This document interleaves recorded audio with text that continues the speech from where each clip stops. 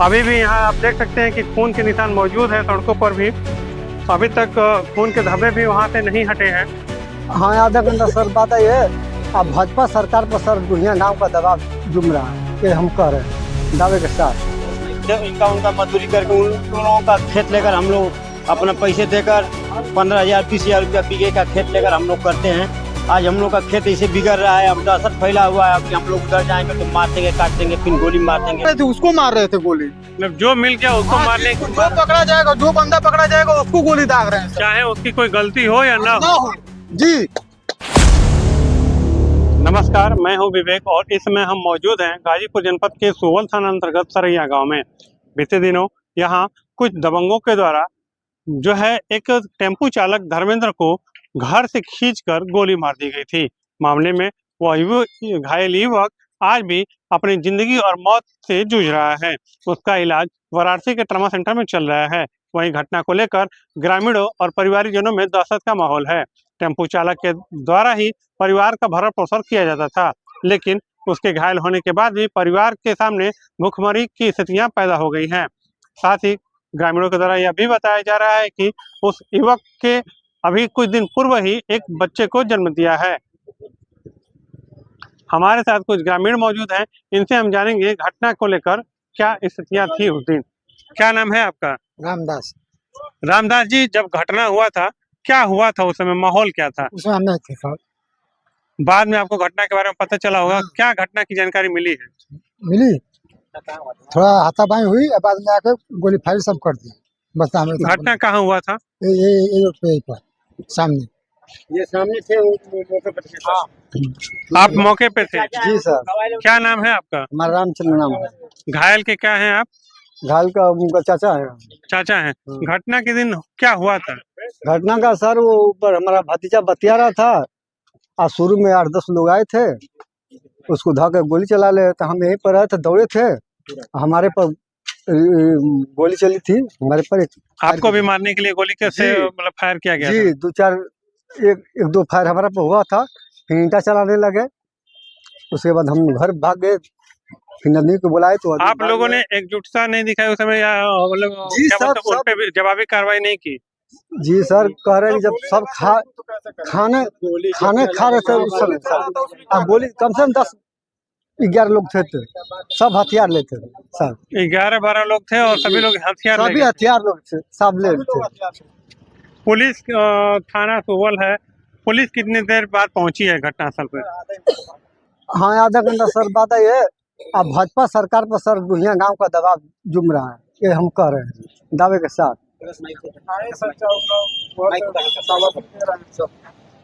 डोहिया गांव का दबाव क्या मतलब कहना क्या? सरकार पर जुम रही है, जिसका सरकार है।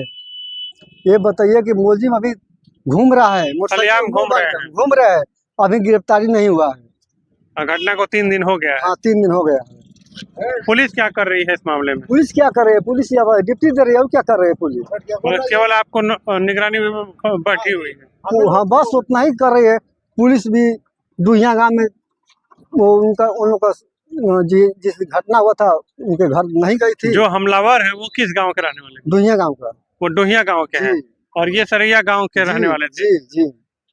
तो घटना के दिन मतलब डोहिया गांव से वो लोग आके आपके गांव में ही हमला? जी, चट्टी पर सरिया चट्टी पर कर रहे हैं सर। गांव में सब गोली चला रहे हैं, कई तरफ से गोली चलाए हैं। पूरे गांव में गोली चला अब प्रशासन के सामने भी गोली चलाए हैं सर। हमारे घर के भी सामने गोली चलाए हैं सब।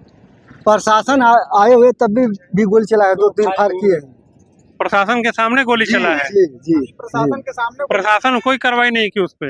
देखिए अब क्या तब करते तो काहे को वो लोग खुला काहे घूमते वो लोग। कहा जाता है कि योगी सरकार है, यहाँ अपराधी जो है चैन की नींद नहीं सोते हैं, वो भागे रहते हैं। अब ऐसे में कुछ मनबड़ों के द्वारा जो है यहाँ पहुंचकर गोलीबारी की जा रही है। एक युवक को जो है जान से मारने की नीयत से गोली मार दी गई और एक नहीं एक साथ कई गोलियां उसको मारी गई हैं। कम से कम 30-35 गोली चली है सर यहाँ पर उस दिन। 30-35 गोली चली है? जी, हम मौके पे थे, हम तो खुद भाग गए, हमारे परिवार के थे, गोली चलाए थे। कोई लोग नहीं वहाँ खड़ा, किसी को जिसको पकड़ रहे थे उसको मार रहे थे गोली। मतलब जो मिल गया उसको मारने की? जो पकड़ा जाएगा, जो बंदा पकड़ा जाएगा उसको गोली दाग रहे हैं, चाहे उसकी कोई गलती हो या ना हो। जी, अगर हम मौके पर पकड़ जाते तो हमको भी गोली दाग देते वो सर। मतलब आखिर ऐसा क्यों हो रहा था कि वो जिसको पकड़े थे उसको गोली मारा? पता नहीं सर, उन लोगों का यही सोचना था कि ये सब पूरे गांव को जला दो, ये सब इसमें कोई गांव औरत ना ही लोग रहेंगे ना ही औरतें रहेंगी। तो दहशत फैलाने के उद्देश्य से सबको मारा दहशत जाए। फैलाने के लिए सर। अब बताइए, हमारा घर उस बीच गांव में है, उसमें जाके गोली चलाए, हमारे घर के सामने गोली चलाए, बताइए। कितनी गोलियां चलाए होंगे लगभग? कम से कम 10-12 गोली हमारे सामने चलाए हैं सर, बताइए। अब पुलिस के द्वारा अभी तक कोई कार्रवाई नहीं हुई है। अब हम लोग गांव में हैं, पुलिस के यहाँ जाते हैं तो सब बोल के ऐसे डंडे बजा बजा के भगा दे रहे हैं सब। घटना के बाद गांव का माहौल कैसा है? सब फीका फीका हो गया है सर, कोई इसमें अतु नहीं है, सब डरे सहमे हुए हैं। सब डरे। अभी हम अपने खेत से आ रहे हैं उसी के घर की तरफ से, अब हमारा डर लग रहा था, अभी का आधा काम किया आधा छोड़ के भाग आ रहे हैं। मतलब ये है कि आप लोग अब इतने डरे हुए हैं कि अपने कामों पर भी नहीं जा पा नहीं रहे जा हैं, पा रहे हैं सर, अपने काम को भी ठीक ढंग से नहीं कर पा नहीं रहे हैं। सर, नहीं कर पा रहे। क्या चाहते हैं, क्या कार्रवाई चाहते हैं इसमें? क्या सर, अब काम बताएं, सब पूरे गांव वाले बताएंगे तभी ना, हम अकेले क्या कर पाएंगे। आप क्या चाहते हैं इसमें? हम क्या तो यही चाहते हैं कि हम लोग सुरक्षित रहें, कोई लफड़ा ना हो, जो गोली चलाए, जो अपने अपने को गैंगस्टर समझ रहा है वो सीधे चला जाए जेल, और पूरी जिंदगी उसी में आजीवन कारावास हो जाए उसको। आजीवन कारावास चाहते जी। हैं आप लोग? हम तो यही सोच रहे हैं। नमस्कार दोस्तों, आपका नाम क्या है? गौरी शंकर। गौरी शंकर जी, घटना के बाद से गांव की स्थितियां बड़ी तनावपूर्ण हैं, बड़ा डरे सहमे लोग हैं, लेकिन पुलिस प्रशासन कुछ नहीं कर रहा है।